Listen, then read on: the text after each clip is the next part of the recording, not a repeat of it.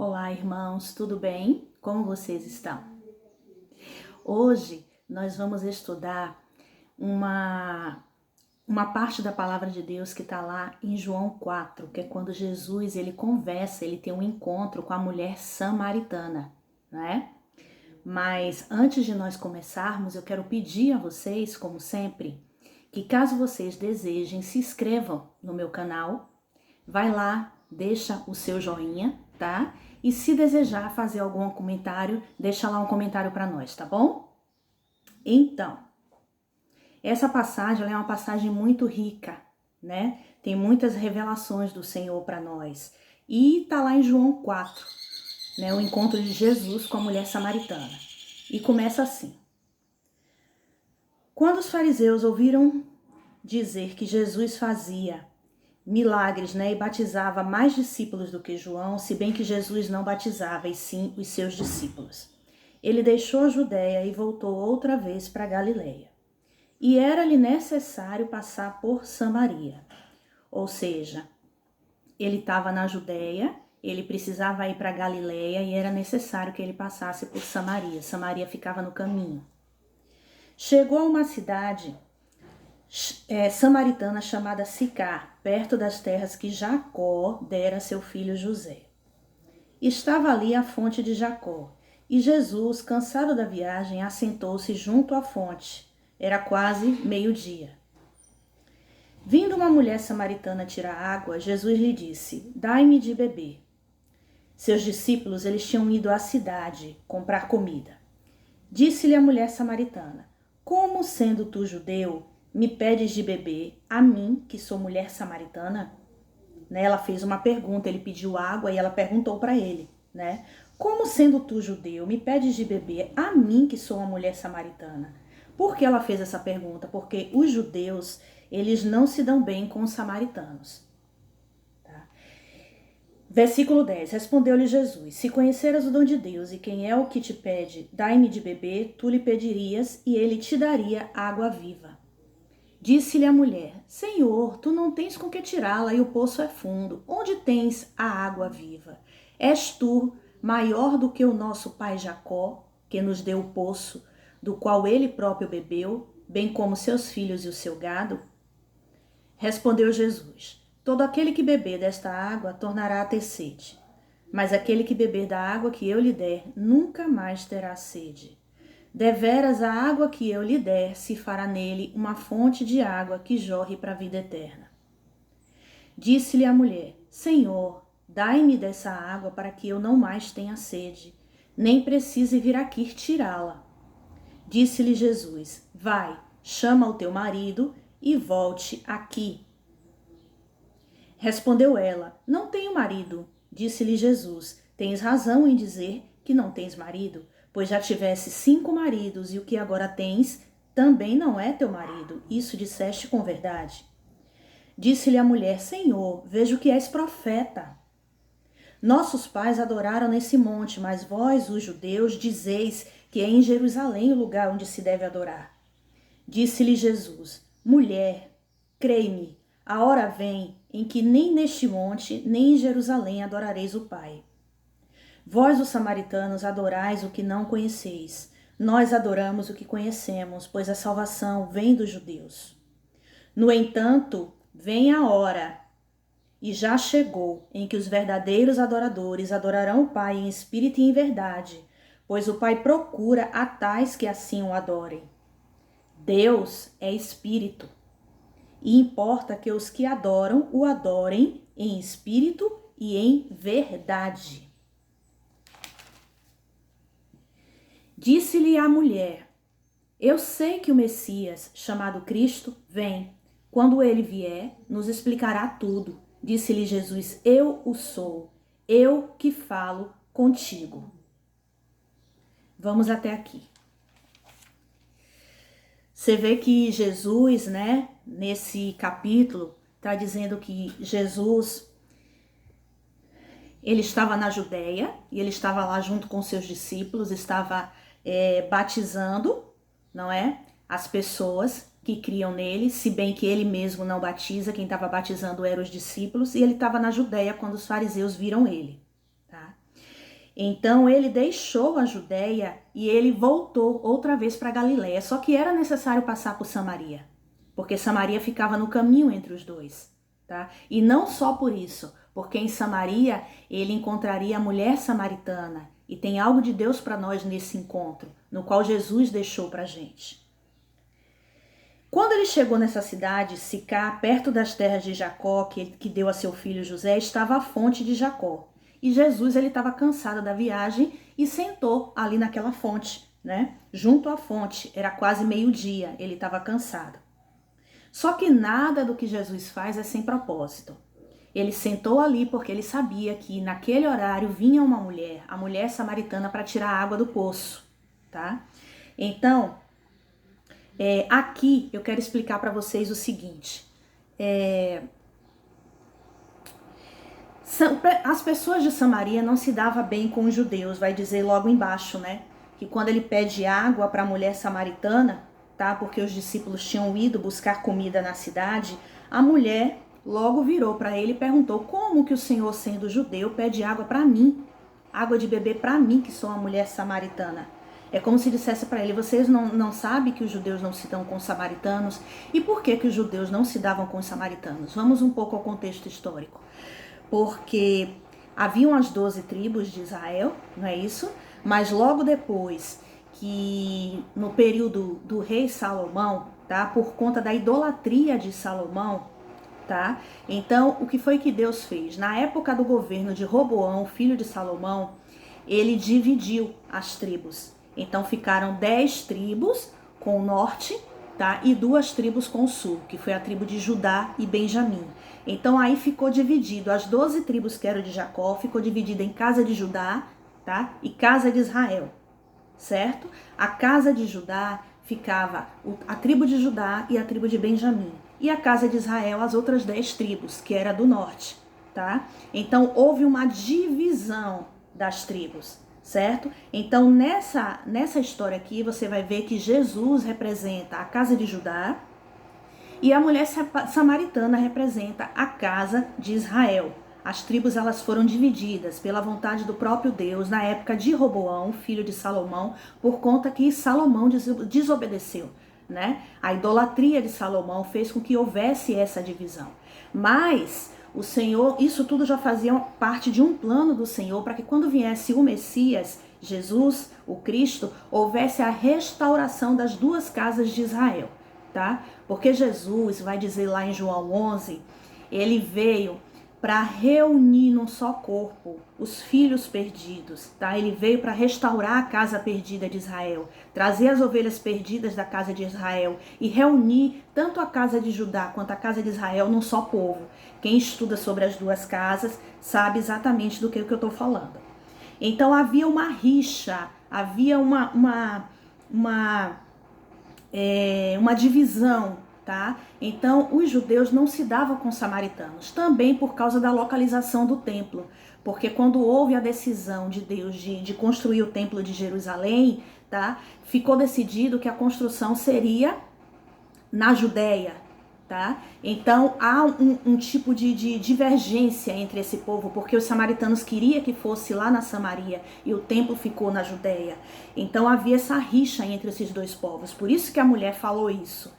Tá? Então a mulher samaritana aqui está representando a casa de Israel, os gentios, e Jesus representando os judeus. Então aí ela fala: como pedes a mim, no versículo 9, sendo tu judeu, pedes a mim, que sou mulher samaritana? E aqui ainda explica: pois os judeus não se dão bem com os samaritanos. Então respondeu Jesus: se conheceras o dom de Deus e quem é o que te pede, dai-me de beber, tu lhe pedirias e ele te daria água viva. Se você soubesse com quem você está conversando, mulher, tá? Você me pediria água e eu te daria a água de beber, a água viva, tá? Porque Jesus é exatamente aquele que veio restaurar todas as coisas, tá? Veio unir os 2 povos. Então agora a gente consegue entender porque era necessário Jesus passar por Samaria, tá? A necessidade daquela mulher de conhecer o Messias, a necessidade daquele povo ali conhecer o Messias era grande. Quando a gente fala de necessidade, a gente fala de algo essencial. Então era necessário, fazia parte do propósito de Jesus pregar aos gentios, Afinal de contas, ele veio para restaurar todas as coisas e trazer todos os filhos e uni-los em um só corpo. A partir do versículo 11, continua assim: disse-lhe a mulher: Senhor, tu não tens com que tirá-la, e o poço é fundo. Onde tens a água viva? És tu maior do que o nosso pai Jacó, que nos deu o poço do qual ele próprio bebeu, bem como seus filhos e o seu gado? Respondeu Jesus: todo aquele que beber desta água, a água do poço de Jacó, tornará a ter sede. Mas aquele que beber da água que eu lhe der, nunca mais terá sede. Deveras a água que eu lhe der se fará nele uma fonte de água que jorre para a vida eterna. Né? Então disse-lhe a mulher: Senhor, dai-me dessa água para que eu não tenha mais sede, nem precise vir aqui tirá-la. Ela ainda não estava entendendo do que Jesus estava falando. Jesus estava falando de coisas espirituais, porque ele é a água, né? Ele é a água que veio nos matar a sede. Se nós bebermos dele, nunca mais nós teremos sede, porque dentro de nós, à medida que a gente for bebendo, dentro de nós vai se formar uma fonte de água viva a jorrar para a vida eterna. E a vida eterna é o próprio Pai. Em João 17 está escrito, né, que a vida eterna é conhecer o Pai como único Deus e conhecer a Jesus, o seu Filho, aquele a quem ele enviou. Tá? Então, disse-lhe a mulher: Senhor, dai-me dessa água para que eu não mais tenha sede, nem precise vir aqui tirá-la. Ela não estava entendendo do que ele estava falando, não é? Disse-lhe Jesus: vai, chama o teu marido e volte aqui. Respondeu ela: não tenho marido. Disse-lhe Jesus: tens razão em dizer que não tens marido, pois já tiveste 5 maridos, e o que agora tens não é teu marido. Isso disseste com verdade. Por quê? Porque durante todo o período em que Israel, né, ficou aqui na terra, tá? O povo escolhido por Deus pecou. Tá? Então, por causa do pecado, eles foram sendo invadidos por vários povos que queriam conquistar a cidade de Israel, né, a cidade de Jerusalém. E esses povos entravam, invadiam a cidade, escravizavam os moradores, né, os de Israel, escravizava, tomava como escravos, subjugavam eles, tá? E colocavam deuses ali para serem adorados. Então o povo de Israel começou a adorar outros deuses. Por quê? Por causa das invasões dos povos que entraram e reinaram sobre o povo de Israel, escravizaram eles e começaram a reinar sobre eles e impuseram a adoração a esses deuses, tá? Então, assim, eu até fiz algumas anotações aqui. Naquele momento em que Jesus estava com a mulher, quem imperava naquele momento era o Império de Roma. Antes, teve 5 impérios que invadiram e dominaram Israel, tá? Esses 5 impérios foi Egito, Assíria, Babilônia, Medo-Persa, Grécia e Roma. Então, por isso que Jesus falou a respeito de 6 maridos. Ele disse para ela: ó, já tiveste 5 maridos com quem você se prostituiu. 5 deuses a quem vocês adoraram, tá? A que vocês se renderam, tá? Então, na época que o Egito estava governando, imperando sobre eles, na Síria, da Babilônia, do Medo-Persa e da Grécia. E agora o que você tem, que é Roma, quem está imperando, tá? Ele também não é teu marido, certo? Então, ela não estava entendendo que Jesus estava falando de um casamento, porque Jesus, ele vem para nos lavar, para nos limpar, e quando nós nascemos de novo e nos tornamos a verdadeira noiva, né? Nos tornamos filhos de Deus, há um casamento entre Jesus e a sua igreja, que já está limpa, purificada, já nasceu de novo, já está virgem, na qual ele casa com ela. Jesus é o nosso verdadeiro marido, e ela não estava entendendo do que ele estava falando. Então, quando ele disse assim: vai, chama o teu marido e volte aqui, respondeu ela: não tenho marido. Disse-lhe Jesus: tens razão em dizer que não tens marido, pois já tiveste 5.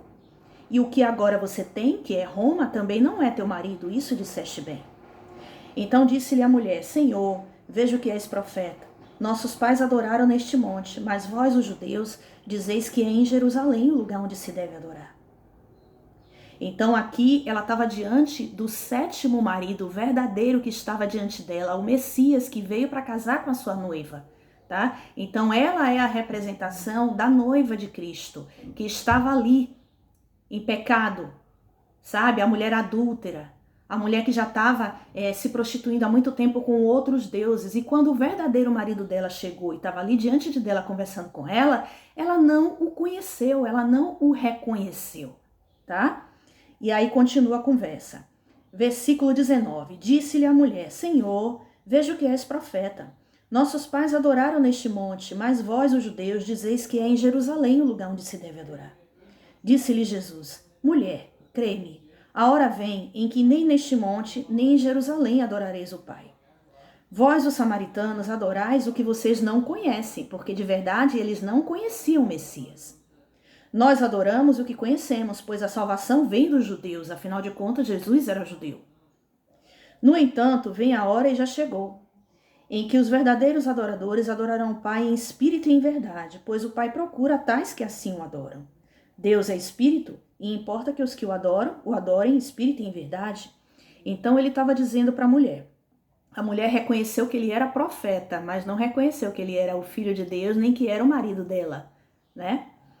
Então, quando ele diz aqui, mulher, crê-me, a hora vem em que nem neste monte, nem em Jerusalém adorareis o Pai, né? Olha a dúvida dela. Em que lugar que nós devemos adorar? Lá em Jerusalém, no templo de vocês, ou aqui em Samaria? Porque em Samaria também tinha um templo, tá? Então ele diz, mulher, crê-me, que a hora vem em que nem neste monte, nem em Jerusalém adorareis o Pai. Por quê? Porque vocês irão me reconhecer, eu sou o Messias. Quando vocês me reconhecerem, vocês vão começar a beber de mim, que sou a verdadeira água, tá? E aí, à medida que vocês forem bebendo, vocês vão sendo lavados, vão sendo purificados dos seus pecados, tá? Até que a sua natureza carnal morre, você nasce de novo, nasce da água, nasce do Espírito, se torna filho de Deus, ou seja, uma mulher virgem, uma noiva virgem e purificada, tá? E de dentro de você vai nascer uma fonte, e essa fonte vai jorrar para a vida eterna, que é para o Pai. Eu sou a verdadeira água, eu sou o marido que vocês tanto estão esperando, eu sou aquele que vai te purificar, tá? Que vai trazer vida para ti, que vai te lavar. Eu sou a verdadeira água, tá? Então, quando chegar essa hora, você vai perceber que não existe lugar para você adorar. Nós não precisamos de templos, como eu já disse a vocês, né? Nós somos o templo do Senhor. Está escrito, o Senhor, ele não habita em templos construídos por homens, ele habita em nós somos o templo do Senhor, tá? Então, por isso Jesus disse, vai vir um tempo em que não vai ser necessário nem você ir para lá, nem vir para cá, mas vai vir um tempo em que os verdadeiros adoradores adorarão o Pai em espírito e em verdade. Você é o templo do Senhor. E nós, quando nascemos de novo, nascemos da água do Espírito e nos tornamos a fonte de água viva, assim como Jesus, e essa fonte passa a jorrar dentro de nós para a vida eterna, para o Pai, tá? Então nós passamos a o adorar em verdade, em espírito, porque nós nascemos do Espírito, não é o que está escrito lá em João 3? Aquele que é nascido da carne é da carne, aquele que é nascido do Espírito é do Espírito. Tá? Então é necessário morrer e nascer de novo, nascer da água e nascer do Espírito, nascer de Jesus e nascer do Pai. É o que está escrito lá em João 3. Então Jesus ele estava diante daquela mulher dizendo, olha, a hora vem e acabou de chegar, porque eu estou aqui. Eu sou o Messias, eu sou o seu marido. E quando você me reconhecer e começar a beber desta água, porque eu sou a verdadeira água que vim matar a tua sede, que vim te lavar e purificar dos pecados, então você vai bebendo, vai bebendo, vai bebendo, até que você nasce de novo, tá? E de dentro de você, do seu ventre, vai jorrar uma fonte, essa fonte vai jorrar água para a vida eterna. E só aí é que você vai conseguir me adorar de verdade, porque o Pai é espírito. Então importa que os verdadeiros adoradores o adorem em espírito e em verdade, ou seja, em realidade. E para isso acontecer, não precisa de templos, você pode adorar de qualquer lugar onde você estiver, você adora. E é aqui que o Pai quer falar. A verdadeira adoração, ela é em espírito ela é em verdade, em realidade, é com toda a sua maneira de viver, tá? É quando você se torna um espírito com o Pai. É como se você estivesse dentro de você rendido, totalmente rendido ao Pai. Quem vive é Ele dentro de você. Você já é um com o Pai. E por você ser espírito, você o adora em espírito, porque é assim que Ele quer. Como diz aqui, ó. No entanto, vem a hora, e já chegou, em que os verdadeiros adoradores adorarão o Pai em espírito e em verdade. Pois o Pai procura tais que assim o adoram. O Pai está procurando esses que o adoram em espírito e em verdade. Por quê? Porque o reconhecem, tá? Porque se permitem ser lavados e purificados pela verdadeira água que é Jesus, tá? E quando se tornam filhos de Deus, nascem de novo, nascem da água, nascem do Espírito, passam a se tornar fonte também dessa água dentro deles, porque se tornam um com o Pai. E agora fazem como a mulher samaritana, vão até a cidade, porque aqui vai falar mais à frente que a mulher samaritana tem uma hora que ela entende e ela é invadida pela realidade de Jesus dentro dela, né? Ela recebe uma semente de realidade instantaneamente e ela larga o seu cântaro e ela sai correndo para ir para a cidade falar para os outros, tá? Que ela encontrou o profeta, que ela encontrou o Messias, tá? E aí chama todos para vir ter com ele e todos vêm para ouvir, acreditam no que ela dizem e vêm para ouvir a Jesus. E ele fica ali mais 2 dias pregando para aquele povo e há restauração naquele lugar. Entende? Então o Pai ele está à procura de verdadeiros adoradores que o adorem em espírito e em verdade. E tem que ser assim, porque Jesus diz aqui, o Pai é espírito, então os verdadeiros adoradores o adoram em espírito e em verdade, em realidade, tá? Então, eu preciso reconhecer quem Jesus é e deixar Ele me lavar, porque Ele é a verdadeira água, tá? E lá em Mateus 15, é interessante que em Mateus 15 vai dizer assim. Em Mateus 15, quando fala dos fariseus, né, que eles não honram a Deus, eles não honram ao pai e à mãe, né? Por quê? Porque em vão o adoram. Eles dizem que são de Deus com a boca, mas em vão eles adoram a Deus. Eles são hipócritas, tá? Por quê?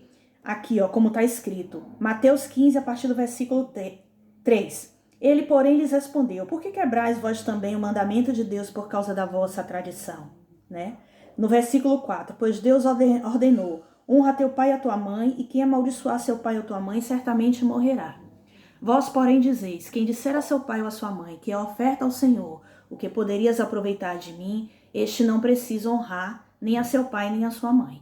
E assim vocês anulam, pela vossa tradição, o mandamento de Deus, hipócritas. Bem profetizou Isaías a vosso respeito. Este povo honra-me com seus lábios, mas o seu coração está longe de mim. E olha o que Jesus diz no versículo 9, Mateus 15, versículo 9. Em vão, porém, me adoram, ensinando doutrinas que são normas de homens. Em vão, porém, me adoram. Por quê? Porque a adoração vem de dentro. A verdadeira adoração vem de um coração puro, de um coração entregue a Deus, totalmente rendido. Quando você tem um coração com o Pai, tá? Você está o adorando em espírito e em verdade, porque você se tornou um com Ele.